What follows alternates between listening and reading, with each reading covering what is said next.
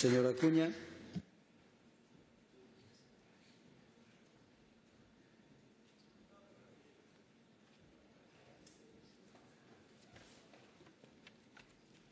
Gracias, señor presidente. Bo día a todas e a todos. Imos repetir algunhas das cuestións, das demandas que cremos que deben ser compartidas por todos, absolutamente todos os grupos parlamentares.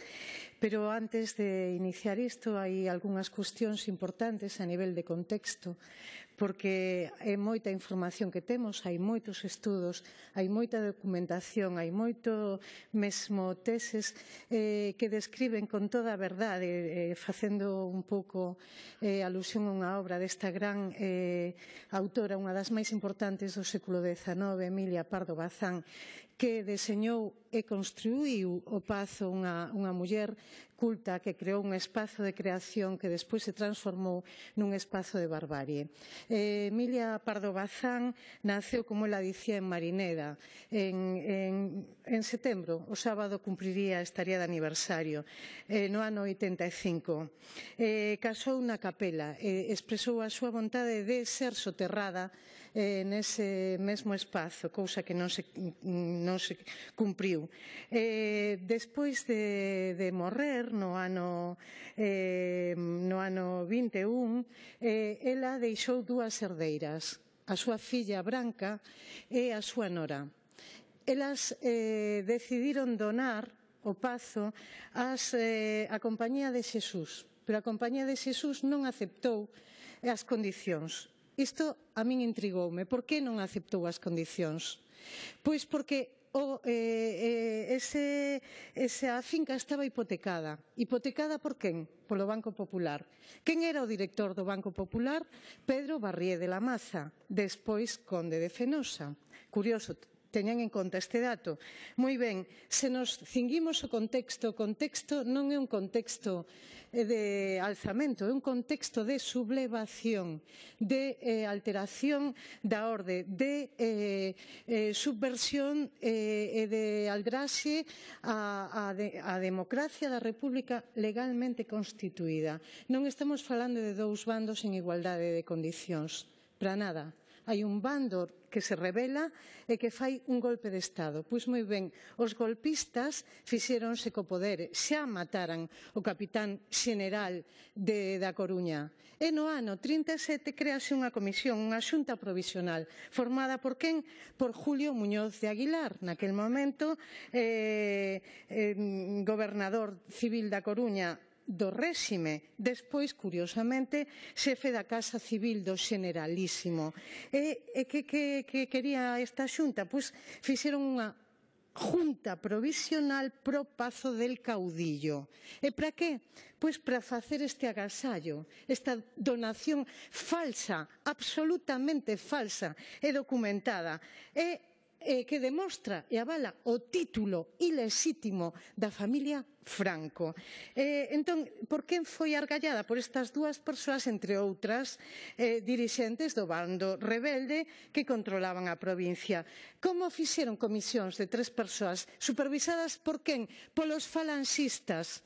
E que facían? Expropiacións forzosas, extorsión, expolio, ameazas, coacción, roubo a man armada, descontos nas nóminas de funcionarios públicos, bonos de aportación voluntaria, o rexistro da propiedade de Betanzos, e algo que se pode consultar e saber como está e cale son os termos da compra-venda. Isto é unha tomadura de pelo. Falar de donación e de agasallo é un aldraxe á verdade histórica. A señora dona Emilia Pardo Bazán, Verdade e Costa Abaixo sería un título de unha das súas obras. Ben, isto que nos di que dende logo a compra-venda foi efectivamente algo ilegal, foi baixo presión. Ben, con respecto á Fundación Nacional Francisco Franco, señorías, é incrible Non sabemos se é un disparate de 4 saltados, non sabemos se é legal, se é unha aberración, se é unha anomalía. Dende logo ten impunidade. Saben cando se fundou a Fundación Nacional Francisco Franco? Cando se creou?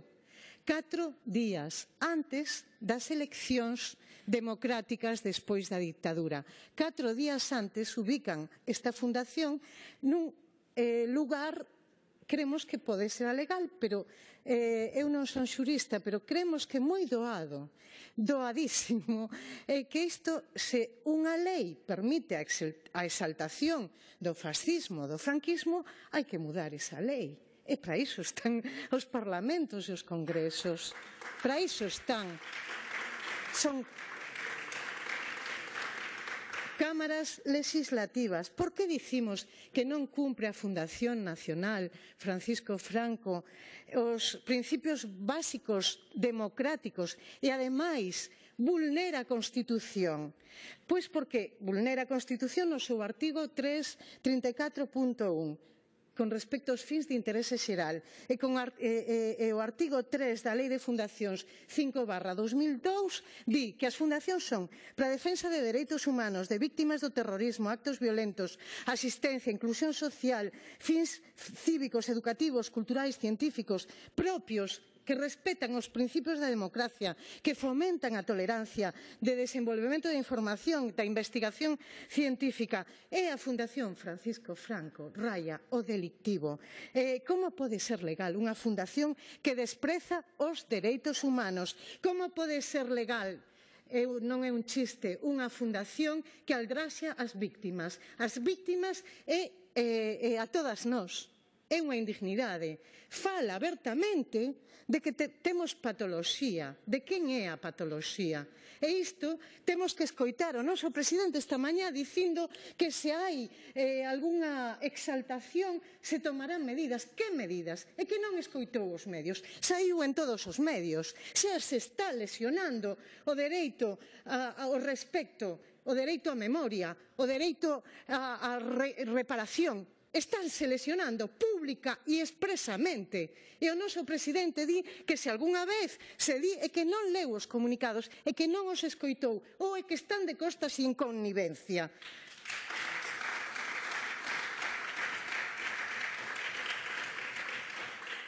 Ben, nós cremos que hai que condenar firmemente o negacionismo desta fundación que tenta borrar e falsificar feitos históricos demostrados e documentados.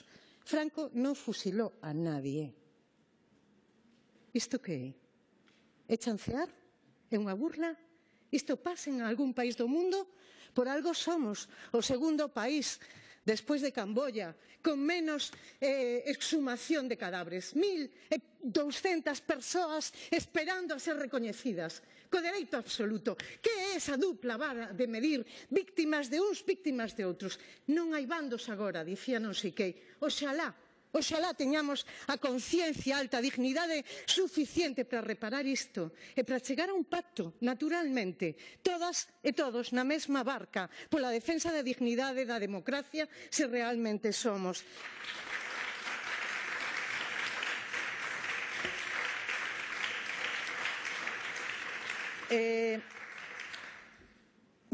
Nos traemos aquí do Concello de Sada cuestións que compartimos totalmente. O Concello de Sada tamén comparte os acordos da Deputación Provincial da Coruña, de moitos grupos memorialistas, de moita parte da sociedade civil e cremos que da maioría dos demócratas e das demócratas deste país. Sabemos que a xestión do paz é unha vergoña e unha ofensa. Se faise apoloxía, incúmprese o réxime de visitas, isto é unha burla, isto é unha mofa. A sanción de 4.500 euros é ridícula.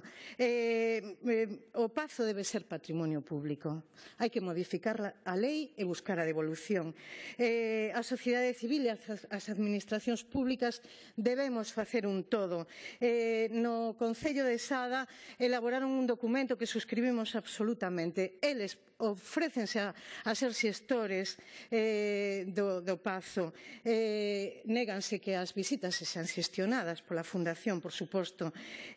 Obrigan os propietarios a cumprir o BIC. Resulta que a presidenta da Fundación é a filla de Franco, pero bueno, o pazo debe ser de titularidade pública.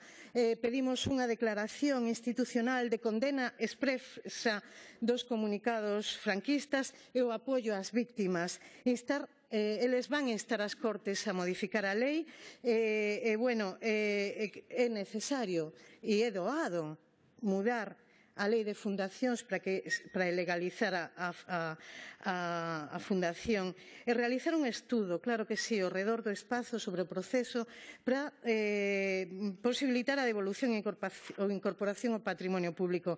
Polo tanto, a nosa PNL insta a Xunta e a esta Cámara que comparte e apoia o contido do acordo aprobado no Pleno da Corporación Municipal do Concello de Sada do 12 de agosto. Segundo, asumir a Cámara a vontade de acordar, promover ou demandar as iniciativas legislativas a que fai referencia tal acordo. Terceiro, instar a Xunta de Galicia a que dentro das súas competencias administrativas execute o acordado en dito pleno municipal. Gracias, señora Acuña.